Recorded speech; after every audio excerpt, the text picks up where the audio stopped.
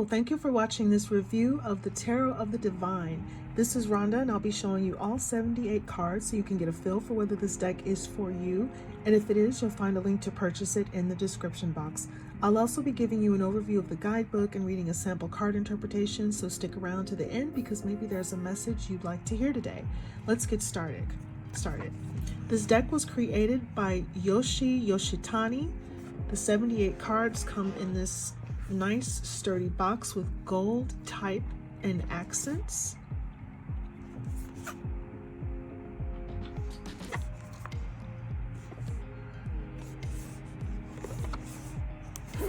The deck opens up from the side and there is not any magnetic closure, so that opening can just slip open on accident.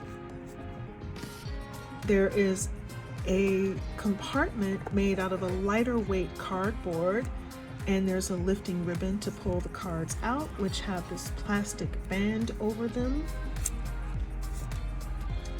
The guidebook is nicely sized and fits right on top of the compartment. The cards have a nice canvas or linen texture. They're a nice weight and thickness with a matte coating on both sides. And the guidebook is beautiful and in full color with reproductions of each card. So let's have a look at each card. This is what the backs of the cards look like.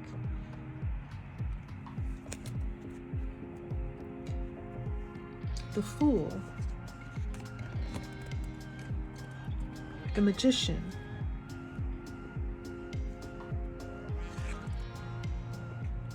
the High Priestess,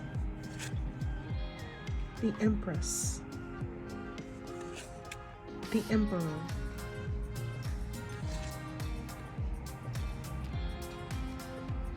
the Hierophant, the Lovers, the Chariot, Strength, the Hermit, the Wheel of Fortune, Justice, the Hanged Man, Death, Temperance, the Devil, the Tower, the Star, the Moon,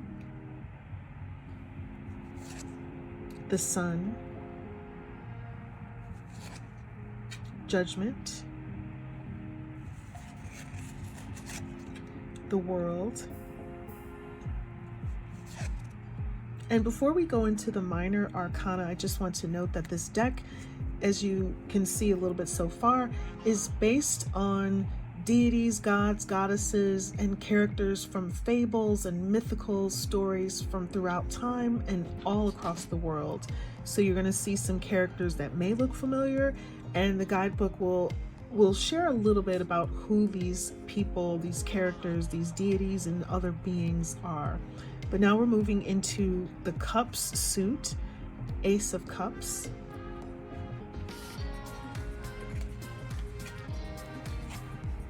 Two of Cups, 3. Now I'm just going to show the cards without reading them.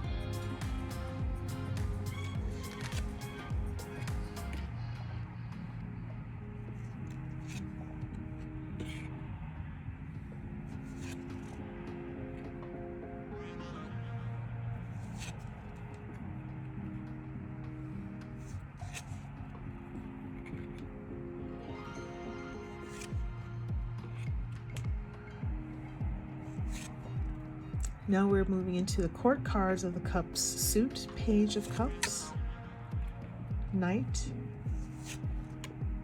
Queen, King of Cups. And now we're in the coins suit, ace of coins, 2 of coins, 3,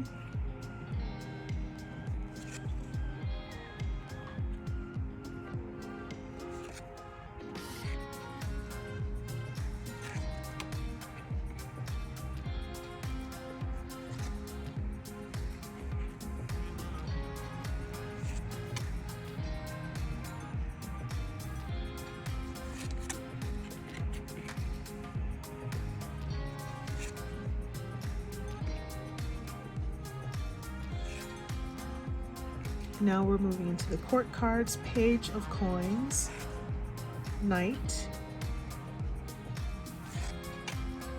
queen of coins, king of coins. And now we're moving into the swords suit with the ace of swords, 2 of swords, 3,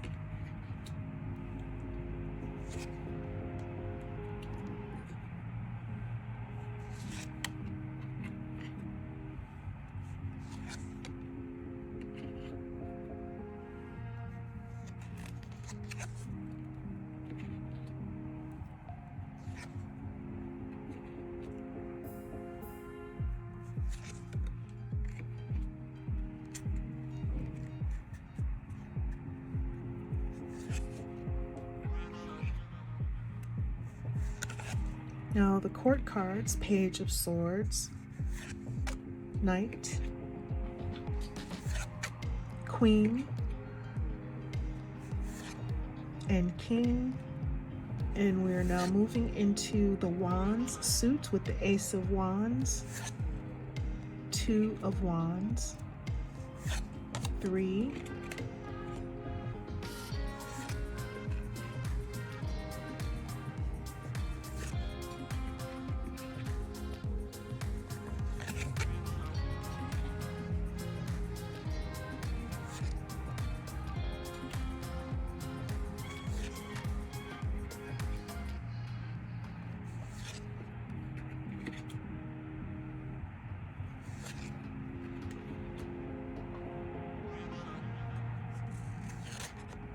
and now the court cards, the page of wands, the knight of wands, the queen of wands, and lastly, the king of wands. And now we'll take a look at the guidebook. The guidebook is quite beautiful as it is full color with reproductions of each card, 2 cards on each page, but the guidebook does not have a table of contents or page numbers, so you have to flip through to find your card. The book starts off with an overview of the cultures represented in the book, how it pays homage to the stories that have been told throughout history. Then there's a brief but beginner-friendly introduction to the tarot, explaining how to read tarot, the major and minor arcana, the suits, the meanings of each number in each court card. For example, the 4 card in each suit represents stability, and the knight card in each suit represents a messenger. Next, there are card spreads and a sample card interpretation, followed by the section with all the individual card meanings, which comprises the rest of the guidebook. So the upper corners of every page in the card meaning section is where you'll see a label for which section you're in, whether it's the major arcana or minor arcana, as well as what suit in the minor. So while there are no page numbers, this is helpful in navigating the book. Each page has 2 cards in color and a brief description, which includes the name of the deity or character featured on the card, and the country or culture of origin, and the type of being that's featured on the card, whether it's a deity or a fairy tale character or a character or figure from Greek mythology. The brief description then connects the character on the card to the specific tarot card, and then there are key words listed for upright and reversal meanings. So we're gonna just grab pull a card, and we got the world, So I'm going to look up that meaning.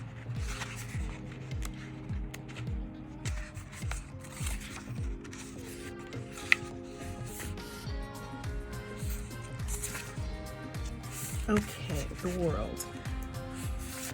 So represented here on the world card, this card has Hinemoa and Tutankai, and these figures are from New Zealand and of Maori legend. I know that's pronounced different ways, but Maori is how I learned how to pronounce it. The world is the happy ever after ending following a difficult journey.